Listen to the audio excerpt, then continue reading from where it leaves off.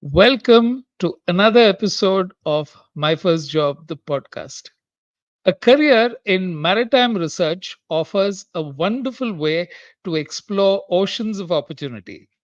As our guest today, Dr. Arnab Das, who's the managing director of NirDhwani Technologies and founder director of the Maritime Research Institute in Pune, works to spread the word and let students as well as the world know of the potential routes to explore. He makes a great point that we know more about space and the waters on Earth, which constitute over 75% of what the Earth's surface is made up of. Listen to this episode several times because it has the potential to change your future. This is episode 92 of My First Job, the podcast that covers engaging career journeys. And every single one is full of twists, turns, and insights. I'm Venu Gopal Nair, the host of the podcast and CEO of IITs Communications, an advertising agency into branding, creative, and design. So settle in, sit back, and enjoy the conversation. Commander Arnab Das, welcome to the show. Thank you so much, Venu sir, for having me on board. So, where did this whole journey begin? How did you get acquainted with the ocean? Did you live next to the ocean when you were a child, or what began the fascination? So I think it's. I mean, I never thought of joining the Navy ever, or even my father is a army officer. He is a doctor and who was serving in the army. But somehow, I personally never thought that I will join the armed forces. I was more keen on becoming an engineer. So I was working hard to crack the IIT JEE and get through into an IIT. But somehow, the first time I could not make it, and a friend of mine had applied for this for both of us. I mean, both of us were preparing for IIT together. And then while I was preparing for IIT for the second time, suddenly this call came for, as they call it, Services Selection Board. And I was called to Bhopal. I went there and somehow I got through. And the friend of mine who actually did everything to make it happen, he could not make it. But it's again, I think, destiny which drives you. So I Right. landed up in the Navy, and this was a very special entry in the Navy called the Naval Engineering course. So it's straight after your 10 plus 2. This was a new entry started in 84, and we were the seventh batch of it. So I got into this, and so my dream of becoming an engineer was also kind of taken care, Okay. and I had the opportunity to also wear the white uniform. So initially, when I joined, I was little disillusioned that because it is little tough in the beginning, but then the second setback came because while in the training process, I was very fascinated. In the Navy, we have two technical branches. One is the mechanical engineers or the marine engineers, and the second one is the electrical engineers. So because of I had gone to the aircraft carrier for the initial training, so I was very fascinated by working in the boiler room and the engine room and that kind of a thing. I mean, at that age, this is how you think. So I opted for mechanical engineer, but in Navy, in their wisdom, decided to give me electrical engineer. So Okay. I protested, and there was a friend of mine who was, so there was a possibility of mutual exchange. There was another friend of batchmate of mine who wanted electrical engineer, and I wanted. So we went to our training officer, and we said this. So training officer looked at my marks and said, "You've done very well in electrical engineering. Why don't you?" I said, "No, marks is fine. I've done well in both, but I want to remain in this." So for 1 month, he kept us, just hanging like that. Then I realized that there's no point wasting time like this. So I just accepted electrical engineering. But you see Okay. how destiny works. So, but once I took on electrical engineering, I did well. I topped my batch also in particular that thing. And I continued. So then Navy gives you opportunity to go for a few of us. I think 5% of us are given an opportunity to go to IITs for your masters. So Okay. again, there underwater electronics was a subject where there were 5 candidates against Navy, when they give you this opportunity to go to the IITs, for every seat there are 2 officers sent to compete, and then one of them gets through. So thinking Okay. about all that, I thought that underwater electronics will be the easiest because there are 5 seats and 10 of us will compete. So with that Right. kind of a thing, I attempted, and somehow I was lucky I got through. But when I came to IIT Delhi for my masters for underwater electronics, it was I mean, we had to work very hard because there was, of course, a lot of monitoring, because underwater electronics is a very important subject for the Navy, and the faculty there was very, very committed. So unlike our other friends who had gone to other IITs, here the monitoring was quite high, and for the projects also we had to really spend a lot of time. But Okay. there, looking back then, I mean, compared to my other batchmates, I did very well.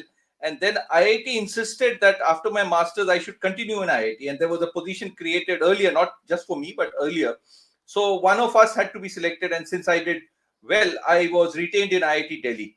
So my journey of research and this underwater technology started there. So after my masters, since I got positioned there, I did not lose any time.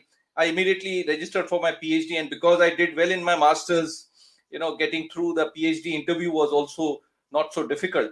So then I spent 7 years of my service career in IIT Delhi, and this was a very different learning experience. We had the best of faculty, and then at that time Navy was very, very proactive and positive, because there were a lot of projects that were being given to IIT, and somehow I was kind of steering them, and so it was a lot of learning for me. And it also combined with my PhD work. So we developed a lot of, I mean, for the nuclear submarine project also we contributed, and that also became part of my PhD research. So that was, I think, the way I got into this, and I think it's all. But now when I look back, even in the Navy, I my first appointment was on a destroyer looking after anti-submarine warfare equipments. Then, after my IIT phase, I went back to an organization called Underwater Ranges in Goa, which is again a very state of the art facility, which is being managed jointly by the Navy and the DRDO. And because the DRDO is involved, so there's a lot of research expected. So, and I was so much more ready for it because I had just finished my PhD and full of energy. So, again, everything fell in place in such a beautiful manner that, now when I look back, it looks as if I've done most of my tenures only in underwater. So, Yeah. and even there was, No, it's a marvelous depiction of destiny at work. You can call absolutely, it several things, but at the yes, end of the day, you had certain things in mind. The people you interacted with saw some other potential, and then when you ended up at IIT, that was another phase altogether.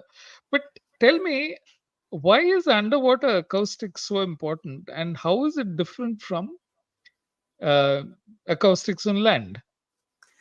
perfect. That's a very good question. See, first and foremost, I mean, why is it important? I mean, as you also mentioned in your opening remarks, the Earth is 75% water, right? I mean, 70% is marine and 5% is freshwater. And we know very little about even in this 75% of the water surface on the Earth, I would like to put a number of 95% of the challenges, opportunities, and resources lie below the surface of the water. So, below Okay. the surface of the water, it is only sound that propagates, right? So, acoustics becomes very, very important if you want to. I call it underwater domain awareness. So, you need to, if you have to harness or if you have to manage the underwater space, you have to know more about it. So, underwater domain awareness, acoustics will become the key tool. Now, like you use on the mobile, you use the electromagnetic wave, which is above water, but underwater it is the acoustic. The other factor, to answer your second question, why compared to land, now the speed of sound underwater is 1500 meters per second. Speed of sound in air is 345 meters per second, almost 5 times faster. So sound is most effective and efficient below the water than on Wow, land. that's a So for complete. It's exactly the opposite. I thought sound slows down when it's no, underwater. no, sound It's is five dependent times on faster. 5 times, 1500 and 345. So other Okay. aspect is that I mean, we call something called acoustic vision. Now, the way humans we perceive, although we have 5 senses, but the most dominant sense is the sight, right? So we perceive the environment around us through sound. But in water, the marine mammals, I mean the big whales and the cetaceans, they perceive the environment around them through sound. So we call it acoustic vision for them. And there is Right. allow me just half a minute more. There is a species called the freshwater dolphins. So I mean these are the dolphins which got trapped into the freshwater systems, and because of the evolutionary process, because they are in muddy waters, they have lost the sight. They are almost blind. They can only make out difference between day and night, but they use sound to perceive the environment around them. So for all the critically biologically critical functions like finding food or finding a mate or communication, navigation, for everything they use sound. So that I call it, or not me, I mean the scientists call it acoustic vision. So that's something very important to differentiate the two. So tell me, how does sound help you understand oceans better? Because navigation, I can understand. But when you have to go into chemical compositions, figure out what is there under the sea, how does sound help? Absolutely. Yeah, that's a very good question. See, I'm my PhD is on what is called signal processing. So everything is a signal. I mean, any changes in any parameter with respect to time is called a signal, and you process the signal. So in an underwater space or anywhere, we use what is called a sonar. So a sonar transmits a certain kind of sound. It goes and gets reflected back from the surface and comes back. So what we do is analyze what are the changes that have happened in the characteristics of this sound signal, and by processing that we can find out what are the, like say detecting a submarine. So you send a signal which hits the submarine and comes back, and by analyzing the echo, as we call it, which gets reflected back from the surface, or even in a one-way process, if you know what you have transmitted. You mentioned about the chemical composition. So what has changed in the characteristics of the sound signal, we can actually predict, or we can find out what is the characteristics of the volume of water or the water body. Okay. So You've that's a signal consistently processing, we call okay. it. Okay, you've consistently made the point that tropical waters are different from temperate waters and sonar works differently. What is the difference? Perfect. That's a very important question, because I mean, if I talk about the evolution of sound acoustic technology, it was during the Cold War era, between after the Second World War to the disintegration of Russia, or USSR into Russia and other states. That was a period when both the Americans, both the superpowers, Americans and the Russians, aggressively moved towards technology development, and one of them was acoustic technology. But what happened during that time was only in the temperate waters, basically the Greenland, Iceland, UK gap. Now that is the different, because the temperature profile in that part of the world is very, very different. So all the research that happened to kind of understand the underwater space and develop the better sonar technology was largely limited to the temperate water. But in the tropical waters, I would call it three major changes. One is the rich biodiversity, right? In the tropical water, the biodiversity is very, very high. So it also impacts the sonar performance, number one. Second, the temperature profile. Now, the temperature profile determines, because for every 1 degree centigrade change in the temperature, the sound speed changes by 4.6 meters per second. So Wow. as I told you, the way sonar works, so if the sound speed gets altered so much, there will be a lot of changes in what you receive, and that will get distorted. And also we call it, there is something called a sound axis. So that sound axis depth in the poles is 50 meters and in the equator is 2000 meters. So this causes a lot of interactions with the surface and the bottom. So that is, so the sonar performance, to kind of sum it up, not getting too much into the detail, the second point, the sonar performance degrades by about 60%.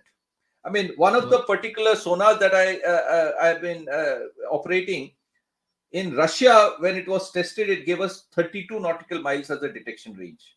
But the same sonar, when it is deployed in our waters, in the tropical waters, it comes down to 6 nautical miles. So almost 60% degradation of performance. So that is a very, very important factor which will change. The third very important aspect is the sediment transport.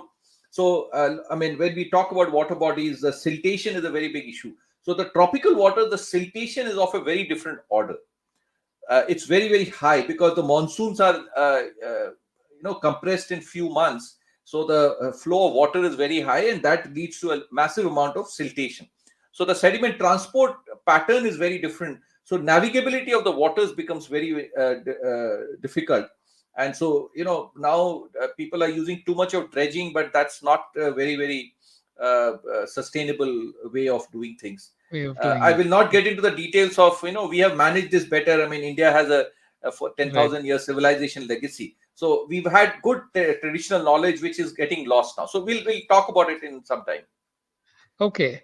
So when people are looking at the maritime, the oceans of opportunity, as it were, what is the point at which they should begin? For example, if they are in school and they're in college, and there is an orientation towards let me explore the oceans, what are the steps they should take? First is the maritime consciousness. I mean, I'll give you an example. I mean, India has 7,500 kilometers of coastline. So even somebody, a city dweller in Mumbai, which is just next to the coast, even Right. for a holiday, they would not go towards the sea, but they will go towards a hill station. Even if you talk about a country like Sri Lanka, I mean, we are all part of the Indian subcontinent. A Yeah. country like Sri Lanka, which has got 7.8 times more sea area than the land area, Okay. they hardly use the sea, or they hardly even forget, on a more serious note. But even for a tourism also, if you book a holiday to Sri Lanka, they will take you to a hill station, not take you towards the sea, right? So it is a maritime consciousness. I mean, I think this is the European dominance in our early days, because of which, I mean, we missed the bus during the industrial revolution also. So it is a maritime culture which has been lost. So that would be the start point. So even for young children, we need to bring this into the curriculum first, to get comfortable with the water body. I mean, I had gone to Sri Lanka for a MOU that we signed with one of the organizations there. So as part of the MOU signing, they had taken me on a boat for lunch. So, and what was bizarre to see was all the houses on the river had their toilets towards the river, Okay. not the Crazy. front of the house. So if you go to a Okay. European country, it will be the other way. Even small countries, they respect the sea and they are dominant. I mean, countries like Denmark and Norway and all these, they are dominant in the maritime sector. So that's one part of it. The second part is, if you look at India with 7,500 kilometers of coastline, and it's almost 3.7 million square kilometers of exclusive economic zone, but the contribution of the maritime sector to the GDP is only less than 4%. Okay. Unless this becomes minimum 20%, we cannot become a developed country. So a lot needs to be done, and I see that as a big opportunity, not just for me, but for the young India that we talk about. Such a wonderful perspective, Dr. Das, because what you have said is that the consciousness first needs to come in, and we don't even have courses. So today, what is available to young people, if they're interested and if they want to pursue this, what are the things that they can take up?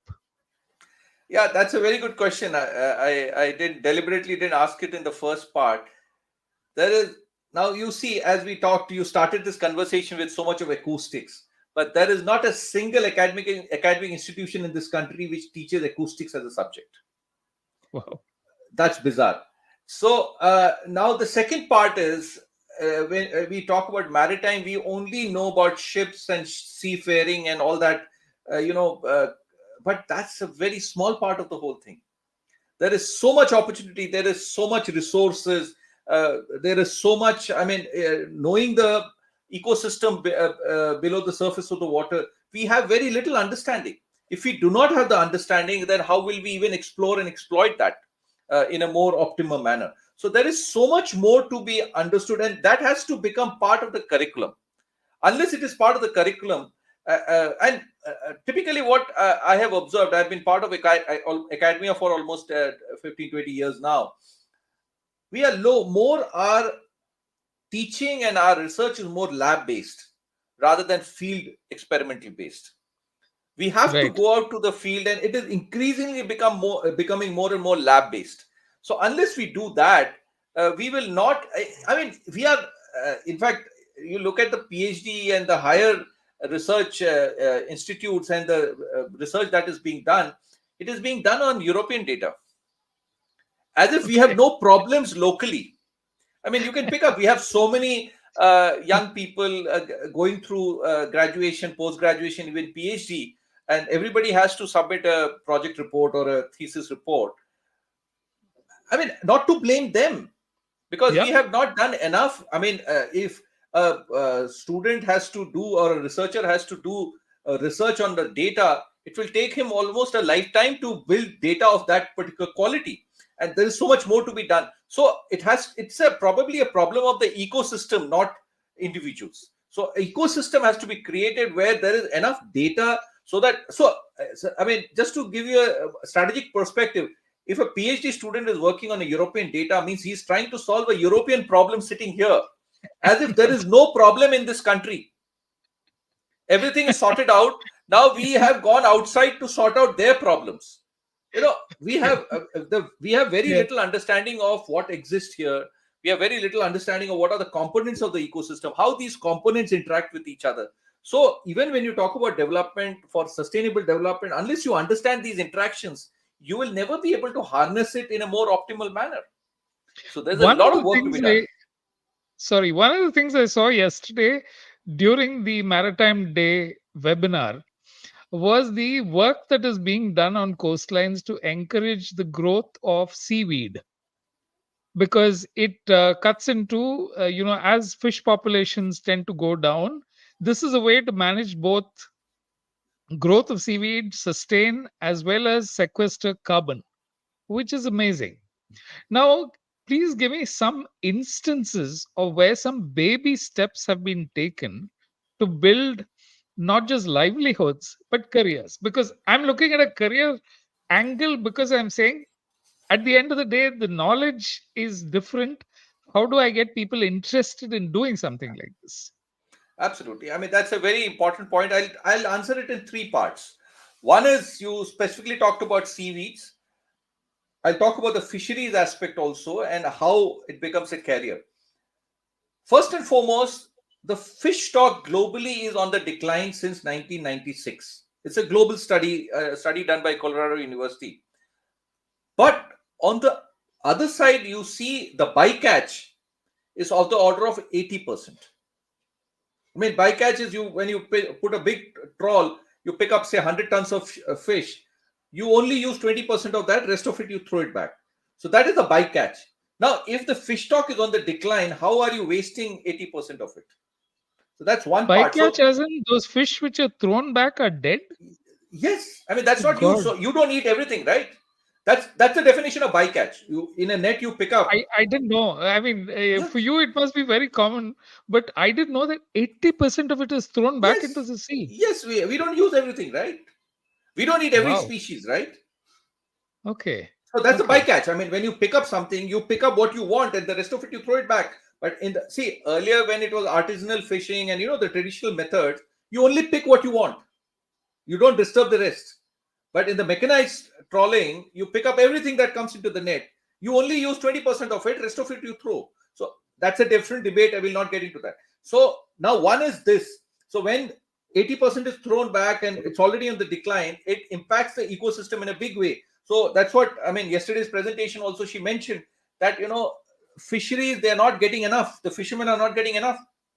So they are not even able to engage themselves fully into fisheries, and it's not earning them enough to even remain sustainable. So now they have to look for alternate engagement, right? That's one part of it. The second aspect is coming to your seaweeds. Now, seaweed is the only species globally which generates maximum per unit oxygen. So carbon sequestering is maximum in seaweed. It is used in your cosmetic. It's used in pharma. It is used even the food industry. I mean, you eat a Yes. lot of seafood. This is a very major component. Even your sushis and all, they use seaweed. Now that is one part of it, right? So it's even very good for organic farming also. You can just put it has a lot of potassium and nitrogen content. So it's very good for organic farming also. You don't have to do any processing, just use that with no harmful effects. So seaweed is extremely important for carbon sequestering, or the blue carbon as we call it. But that's one part of it. India has recognized this, and India right now we are producing about 25,000 tons, but the government of India's target is 10 million tons. So the journey from 25,000 tons to 10 million tons, there's a lot to be talked about, but Yeah, that's that one itself part. is the opportunity. Yes. A massive opportunity, and the Yeah. good part in seaweed has been that a lot of private sector investment has come in, and a lot of people have got together to kind of promote this. But recently, when the Biodiversity Act was published in, I think, 2019, there is a problem that the seaweed, a couple of species have been declared invasive species, which is not permitted because it can impact the biodiversity of the region. There is a bit of controversy about it, but we'll not get into that. So seaweed is something, and this is the declared target of the government of India, and that's the opportunity. And how to bring in technology for right from but there are issues of the seeds to take it forward, the saplings that will be required. So those are issues that can be, but this is a big opportunity that we need to look at. But the larger question is that how do we build this in a more integrated manner? But this will require a lot of research, a lot of understanding of the ecosystem. Now, tropical waters are extremely high on biodiversity. One more example is aquaculture. Now, shrimps. This is the paradise of shrimp, the tropical waters. We are now number two. We'll become slowly should become number one very soon. But the other factor of it is that whenever you do shrimp farming, it is very bad over a period of say 5 to 10 years. If it is not done properly, it can really make the place useless. The Okay. debris and everything can become. So there are ways of kind of combining seaweed and shrimp together, so that we can make it a little more sustainable. So a lot of research will be required, a lot of understanding will be required. But as you mentioned, this can create massive amount of opportunities. And the third point I wanted to make is that in any big development project, now India is building these transshipment hubs, and massive ports are being, built across our coastline. But what happens is when such big projects come, the local community, the native community gets displaced. And in Okay. fact, they become victims of development rather than they becoming part of the development process. So, I Okay. mean, there's a term called project affected people. So now, why can't we get these people into doing the field work for it? Right. So there is a way we have to think little differently and bring them on board, how to kind of make them part of the whole development process rather than making them victims of a development process. We can talk about it in a little while. I mean, Yeah, what are the opportunities?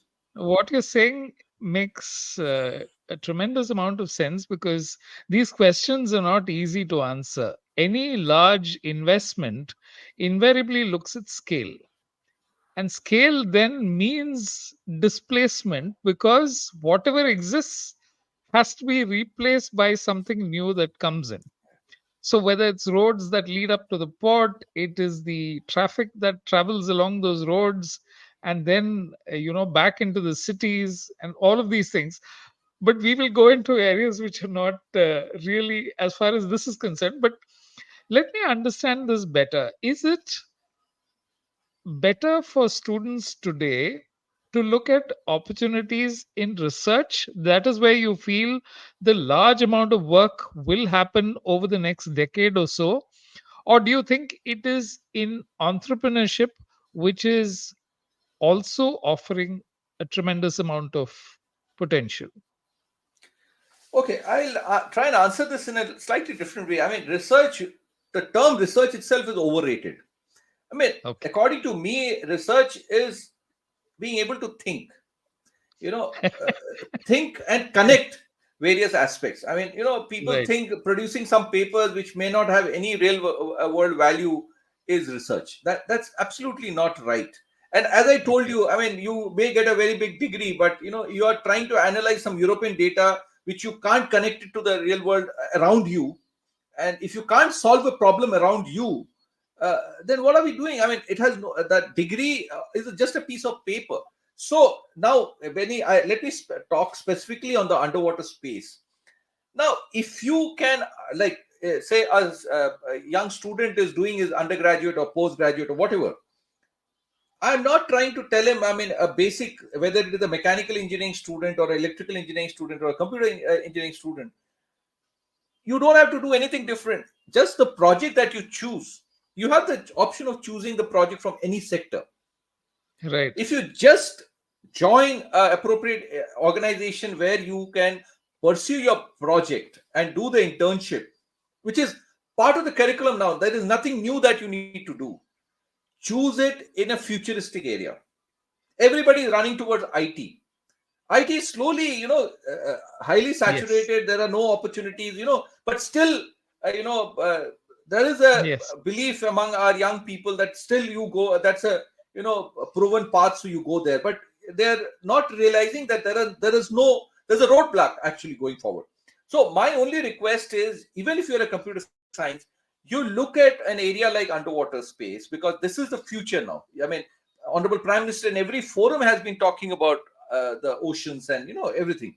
So the whole world community is looking at. I mean, the strategic space, Indo-Pacific strategic space is just about a maritime space, right? So everybody is looking at this.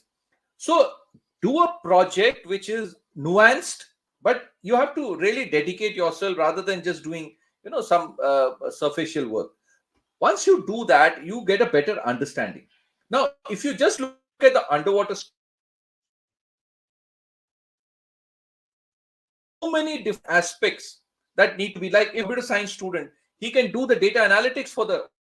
If it is somebody, if you're a mechanical engineering student, you can do a different component. Okay. You can be talking about autonomous underwater vehicle design and all those kind of things. So there is a vast, opportunity which every branch, I mean, the underwater domain awareness being progressed by us, can actually look at every discipline that is there. So it is just that, a bit of thinking is required so that you are prepared. See, when opportunity comes, if you are not ready, it will just pass by you. But if you are Yes. prepared, you will be catching the ground. So we have to be very, Absolutely. very aware what's going on. I mean, I'll give you a very give a minute to tell you an example. We get 800 applications from the top 5 IITs: Delhi, Bombay, Calcutta. I mean, Kharagpur, Chennai, and Kanpur. Kanpur will be joining us from this year. But it is taking us a lot of time to convince the students from other institutes. And not Okay. to differentiate an IIT student from anywhere else. My only understanding, I mean, I was just analyzing my failure of reaching out to the other young people, is that these IIT kids understand the future. Some of them are doing PhDs abroad, or some of them are into entrepreneurship, or some of them are doing even jobs. But Yeah. every year, this number is just going up because they understand the future. But the other students, it takes us a lot of convincing that, this is the future, you must be Convincing to ready get them to here, change. you should be coming here. Yeah. So that is the difference. Yeah. So, in your own case, let me go a little into how you got to start something like this in the first place. A lot of people have worked in the Navy, a lot of people have looked at careers in the Navy. What motivated you to start the Maritime Research Institute? Okay, I think, I mean, a lot of things have been, I mean, now when I look back, I see them as a destiny, because see, being a naval officer, but even as an individual, I was very much interested in adventure in the oceans. I mean, I have been skipper of a yacht. I mean, in the Navy, as a technical officer, you cannot be a skipper of the yacht. But I have a single distinction of being a skipper of a yacht. So I Okay. was very much, interested in sailing, and I've been part of the national sailing competition, and also I have been, as an individual, I like the water. But then that slowly got combined. So when I was in IIT Delhi, there was a project between IIT Delhi, Tokyo University, and WWF on freshwater dolphins. So as part of the project, we had to go to Ganga and the Chilka Lake to have field deployment. So there, although it was not part of my PhD work, but since it was happening in the group, I just took interest. My professor was kind enough to allow me to be part of this. But then I saw a different direction there. Now there, everything came together. My being a naval officer was made it very easy for me to go for field deployment and help them in whatever understanding I had of field deployment. The second, and also the academic. So I have the singular distinction of being able to combine both the things. So that Okay. became part of it. So then the Tokyo University professor and the team there, they invited me over there. Being a naval officer, initially I was a little skeptical, but there was a moment where I could contribute something reasonable. So my boss was very happy. So I pushed in this application, and he looked at me, but he was kind enough to allow me. So as a serving naval officer, I have been to university as a visiting researcher. So it is just Okay. one thing led to the other, and that is how it is. I mean, now probably after 50 I can give a little piece of advice to the young people. I mean, the point is that whatever you get, you have to grab it and try and do your best, and at some Absolutely. point it will add up. At some point it will add up, and you can then, like in my profile, I've been able to add up whatever I've done in my past. So that gives a lot of strength. I mean, if you jump different sectors or jump different things, then it becomes difficult. So it just one led to the, so at some point I realized, when I came back from Tokyo, I was still a serving naval officer. Then I said that, because while I was in the Navy also, I had several projects which was out of my primary duty. I Okay. mean, I was delivering them, of course, with the permission of my organization and the Navy. But I realized that there is so much more that I need to contribute. So I was having a fantastic time. Navy was very kind to me. I got a lot of opportunity. I've done so much adventure which nobody can even think of. So with all of this, I still decided to step aside from the Navy, because I felt that at some point it may start clashing, because I had started developing certain international relation. Because when I went to Tokyo and came back, they were still keen that I should continue with some work. So then I decided that it is time that I must step aside and contribute to the Navy, continue to contribute to that. So even today, I go and meet the senior officials from the Navy and keep giving them proposals, and they've been also kind. I mean, just a couple of days back, I had gone to Cochin and I interacted with the officers of the anti-submarine warfare school. So I continue to. So the naval aspect or the security aspect I contribute, but now I have also the freedom to contribute to various other fields, or I have Right. the freedom to interact with various other organizations, which, if you're part of an organization, then it can limit you. So that's what I can say. Exactly. But I have been very Okay. lucky that, Navy has been very kind and they allowed me. So all my learning has happened during my naval career only. But Right. it has gone a little beyond what the Navy requires or what the Navy wants. So then I thought that it is time that I must step aside. So I followed the process, requested them, and they were kind enough to, they said that if you feel you can contribute more, I then you can. I must confess that when I was doing my graduation, which was in botany, chemistry, and zoology, we had this inter-school, inter-college organization. And one of the people who came in, I still remember his name because Munir Muhammad said, I'm in the College of Fisheries. And we all made fun of him, saying, what do? You catch fish? So now I look at it and I say, 30 years later, he was literally blazing a new trail.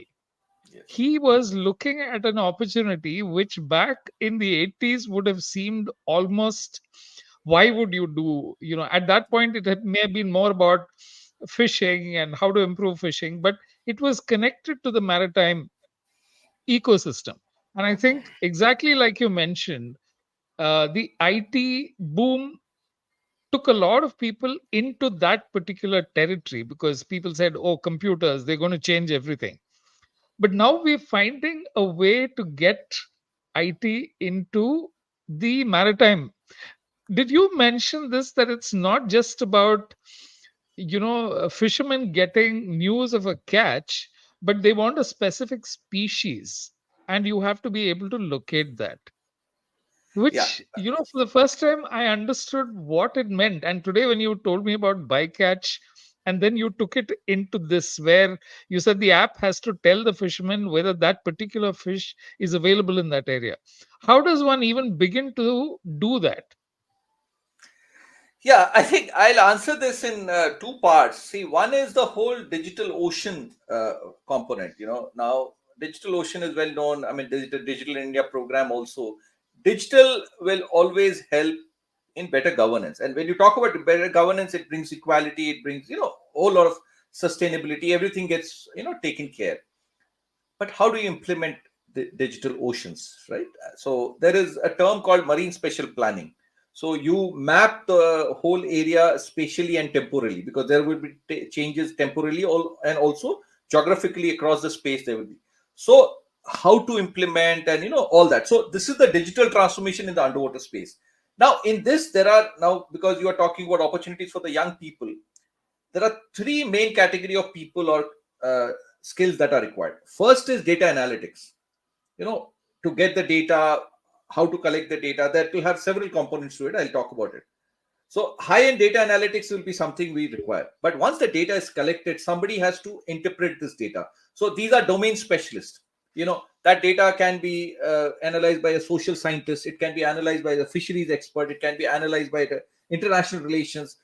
Different people will have their own specific requirement, and that's how you can do some policy intervention and all that. The third and the most important thing, according to me, is the field experiment. Now, somebody has to go to the waterfront either to collect samples or to put data sensors to collect the data. Now, this going to the waterfront, I mean, a city dweller, I mean, young kids who are grown up in the city will not be comfortable in the waterfront. Or even me as a manager would be a little worried if I send a city dweller, urban dweller who has never been close to a water body. If I send a kid there and something happens to him, then I'm responsible. But if it's a coastal community kid who has grown up in the waterfront, in fact, he can teach me a couple of things, how to deal with the water body, right? I mean, you come from a coastal state, so the native community will be far more. So with a little bit of skilling to them, that how data is collected, I think they will be an asset. So when I was talking about kind of making the coastal community integral part of the development process, that is something we need to look at. So this is something we have to really kind of look at. So even when you say the data analytics part, to see, to understand, and to share. Now, to see is the sensor and the platform which will carry the sensor. So AUV design development and a whole lot of things. So there's a lot of industry that can come in, innovation that can come in, startups can come in. Now, to understand is, once the data is collected, the data has to be analyzed for a specific. Now, we talked about the tropical water. So how do you first clean the data and mitigate the tropical distortions that have come in? So there's a whole lot of data analysis. So a lot of startups can come in here.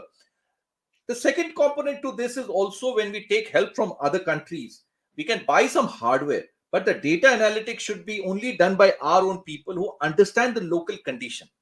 I mean, a European cannot do this data analytics, right? The second part is the demographics also. If a European company is there, they cannot deploy their people in India. They hardly have people to deploy. But Right. we as Indians, I mean, we have such a huge population, and this is a talented lot. This is not a dumb lot. So we can deploy. I mean, I feel I can deploy 2,000 young IIT kids across the world to do data analytics, right? So the domain specialist, understand part. And the third is, to answer your point, is to share. Now you have the information, you have to share it in real time. A fisherman is out in the water. You can't say, I will give you the information after 2 days. Instantly, in real time, he has to get the input that he requires. So the share part is very important. It has three components. One is in real time. As he needs the information, it has to be available to him in real time. The second is, it has to be in a format that he is interested in. Now, if he's a shrimp farmer, shrimp also has subspecies, L. venemi. If he's only doing L. venemi cultivation, in his mobile app, he should get only L. venemi information, not anything else. It makes no sense to him. It has to be customized to him. And the third is the display. Now, if it is a fisherman, he has to get it on a mobile app. You can't expect him to carry a laptop. So it has to be customized to even the format and the tool. But if it is a policy maker, a senior minister or a bureaucrat, or somebody who has an office, AC office, he can have a big display. You can give him. Or if it is a stakeholder, he can carry a laptop. On a shore-based place, he can have it. But customization has to be done to see, to understand, and to share. So it has to be done very specifically, and this is very much doable. Just that we need the thinking. We need to just put our resources in a more organized manner. And also, what happens is what I told you: the higher data analytics, domain specialists, and Now we expect the same bunch of people to do everything. It Not cannot possible. happen. Yes. We have to create the ecosystem. I mean, how do we differentiate? Now, I call it we need five categories of effort. I mean, I call it five pillars. One is research. How modern technology, modern science can be mapped onto the traditional knowledge. If you go to the fisherman, he will give you a lot more insights into the local fish availability, how the trains have been there. How do you map it onto the even when you talk about MSP, spatial temporal, he can give you a lot of inputs, and it is for you how you can map it onto the modern, science and technology. I mean, a display, how do you get that information? Second is the skilling. If they have to deploy a sonar, if they have to capture a sample, they have to collect data, they have to be skilled. So that kind of proper. The third is the knowledge. As we discussed, not a single academic institution has it in the curriculum. So how do we Okay. introduce into, so knowledge base? I mean, an academic curriculum, it has to be part of it. Fourth is the innovation. Now everybody's talking about startup. You are not trying to, half of the people are not trying to solve a real world problem. You're trying to create a mobile app for fintech, and I mean, I've got nothing against that. A lot Yeah, of nothing innovation is against that. only, You're right. everything is happening in the fintech. As if, I mean, where will you use this finance for? You know, Exactly. you have to solve real world problem. If 75% of the earth is water and you are not even looking at it, And you're out where are we going? 100%. Where are we going? I mean, 100%. 75% of the earth is not addressed. So where are we going? So that is something we need to look at. So innovation has to be very, very clearly depending on the real world Targeted. problem. And the fifth is the policy. Without the policy cover, you will not be able to move anywhere. So the strategy or the policy, we have to advise the government, or the government can has to be given some inputs. I mean, policy advocacy is well known. So all these five have to work together. They have to Right. keep feeding each other. They have to work together. Typically what happens is academia or the research community has a certain thinking. They are not Yes. able to, I mean, in academia and research, you are always chasing perfection. But in the real world, that chasing perfection becomes an enemy of good. You're not able to Right. do anything practically. So how Yes. do all these five components or five pillars are balanced, and they come out with a real world solution? You never need Without a that, you perfect can't do it. solution. You need a True. workable solution. So that is what I think. I hope I've answered your question. How how far out in the water are let's say signals going? That is not a technology. That's not an issue. It's not. That's a very important question. I mean, what happens is when you talk about acoustic signal or sound, it is the low frequency that propagates very far. Like the shipping Okay. noise. I mean, if it is below 1 kilohertz, 1,000 hertz as we call it, it can travel thousands of kilometers. So the big whales. The transmission also depends on the size of the antenna. So a big whale, say a blue whale, will be say 100 feet. So they can communicate up to thousands of kilometers. But Wow. a very high frequency, say a 200 kilohertz or 100 kilohertz, will die down in few hundred meters, right? Okay. So the frequency will matter. Low frequencies travel very fast because they get attenuated very less, but high frequencies get attenuated very fast, so they will have very less range. But high frequencies will give you very high resolution. Low Okay. frequencies will not give you better resolution. So a bit Okay. of technicality, but I think one can understand No, that. you that explains things. Now, to fishermen who are traveling, who want to get this on their mobile app, how far out at sea does this work? It No, doesn't that matter. entirely, no, that obviously that because HF up to 20 nautical miles. This Is is on fine. the, That I mean, the will. mobile tower will not catch you. So that is nothing to do with the acoustic part. It is to do with the electromagnetic wave. So the HF communication is only up to, I mean, this is RF. It will be only up to, the mobile range, whatever it is, 10 to 15 nautical miles. So beyond that, the mobile will not be able to receive data. But it is not necessary that mobile range is required. The app will not require the connectivity. It will be Okay. I mean, it is like a device that you use, so Okay. that should not be Now, a problem. I was asking a simplistic question because I wanted to understand how this thing is actually transmitted. Anyway, you've explained that. Yeah. So, if we have to look at how this whole thing will play out in future, it has to start, I think, with incremental steps, right? One is, of course, the ports are being developed and there is change on the ground. The other is that livelihoods have to, the moment of transition is always going to be difficult to manage, Yep. because sometimes the change could be very sudden for a place that has been one way for a, past 300, 400 years. Suddenly a port comes in and everything has changed. It's not the same for people in that area.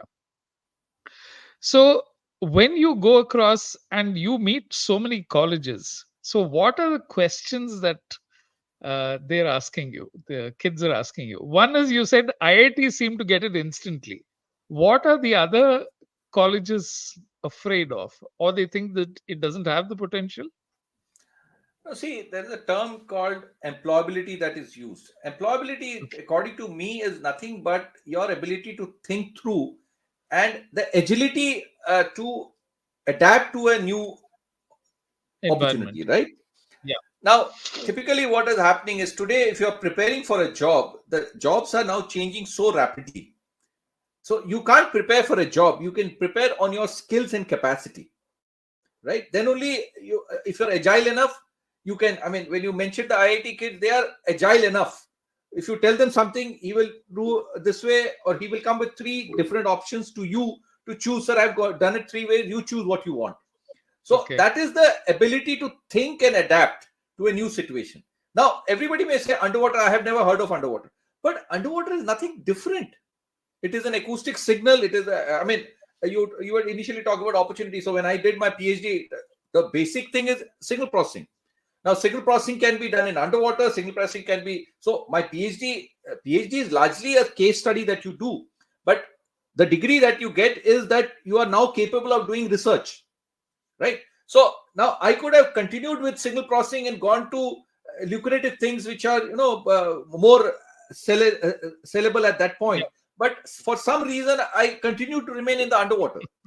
But when you stick to something for a long period, then people recognize you as an expert, a so-called expert, Yes. whatever. So that Yes. is where continuity is very important. Now young kids today, what I feel in other colleges, they see their seniors, they got a job in IT sector, so they're just chasing the same route, not realizing that after some time there's a roadblock on this route. And then Right. they realize that there is, they got into a narrow lane and they got stuck in the narrow lane. But if they were, little agile and they could have, thought of certain other things. I mean, see, if you do a project, say an undergraduate project, if you do it with us on an underwater related subject, it is not cutting you off from your electrical engineering or a computer science engineering. You still remain a computer science engineer. Right. This is not going to limit you from that. You can continue to do work on other sectors, but you also learned this. So you Yes. should always try to see that you develop skills in different domains Yes. so that you can be agile enough. At that, I mean, I've seen the young IIT kids are also writing papers on international relation. They're a techie. They know technology, but they write on international relation not to become an expert in international relation. How this technology they have developed can be used for international relations. So you have to understand the specifics of what your agenda is or what you want to achieve. So that thinking is very, very important. So sometimes I feel that some of the kids, they want everything so easy, but in that they miss out that see, unless there is a little bit of heat, then only it shines, right? So you have to come out of your comfort zone, try out new things, and then only you'll be able to you'll be comfortable with that new area. Exactly. Exactly. It's it's an extremely evocative description of what you've done so far. And one of my early guests was was into archaeology, and he says people think, oh, you'll just go dig somewhere and you'll get it. No, it took him 8 years. So unless you're prepared to put in the effort, go through the hardship, understand that there is potential in a new domain, exactly like you said. If I've got 4 years of engineering and I can investigate four domains in each year, I definitely have a better understanding of what is best for me, as opposed to that other beautiful differentiation you made between a skill and domain knowledge. That is the ability to uh, make yourself indispensable irrespective of the domain, because it's a mindset. It's not Absolutely. about saying that, oh, I know this particular technology, so it is adapted to this, which sometimes I wonder if that is something that they don't get because it is not, because of how they are taught in school and we're not taught to question beyond a point. Yeah. Or do you think it's simply that, that kind of thing doesn't come into the curriculum at all? No, I think I agree with you. Our education system, in some way, has remained to process information rather than process knowledge. Okay. I mean, you can go onto the Google and get, a lot of data, and you memorize that, and you can, I mean, that's only information that you have. But how various components of the information can be analyzed or correlated to get some knowledge out of it, and then, at certain stage, you convert it to wisdom. So that is, I mean, a uneducated person can have so much more wisdom. You go to Yes. somebody in the village, he may not have even gone to school, but But his he knows so much understanding about. of the local conditions, of the local ecosystem, Yeah. that is wisdom. He exactly Yes. knows what to do when. That is wisdom. It's not the question of knowledge. He knows, he has understood, he can predict. So that is wisdom. So I think I mean, even when you talk about projects, projects are supposed to actually inculcate more thinking in you. It may be a completely new area, but you start putting things together and then find a way ahead. So it's Right. completely the thinking skill. So our emphasis is not so much on projects. Even, in the Navy, I had designed a course. It's a very high level leadership course. I said writing exams and getting marks should be given less credit, but the project should be given more credit. I was Wow. very lucky that my leadership at that, I mean, there were three courses running at that time, but the course that I designed, I was very lucky that my leaders were, or my seniors were convinced that, so I gave 40% weightage to the project that they did, rather than, and 40% to the exam that they write at the end. Writing an exam is, you just have some information, and you are just You're just uh, you know uh, memorizing stuff. memorizing and Exactly. putting it out. So, but Yeah. the project requires a lot of thinking. But again, there's a question of who's monitoring the project, who's your mentor, and all those kind of things will also matter. But I think project is very important, and we have to create ecosystem which will encourage more thinking and also connecting with the real world around you. I mean, if you are trying to sitting here trying to process something in the west or somewhere, a different geographical location, it does not allow, because if it is something, a real world problem around you, you can connect it better and different dimensions. See, no problem is a single dimension, right? So there are so Yes. many It's always unimaginable multi-dimensional. dimensions. So how do you kind of process so many different dimensions is what we need to look at. Unfortunately, Commander Das, we'll have to leave it there because we've just run out of time. I would have loved to continue this conversation. Thank you for the time, the honor of being on the show, and for being so clear about what the opportunities are and what the potential is. Thank Thank you. you. Thank you. It was a great honor for me, and thank you so much for inviting me. Thank you. Wonderful. That was Commander Dr. Arnab Das, and he tells you what oceans of opportunity really are. Watch this episode, understand, and if it makes a difference in your life, grab it with both hands. We'll be back with another guest next week. Until then, thank you for listening.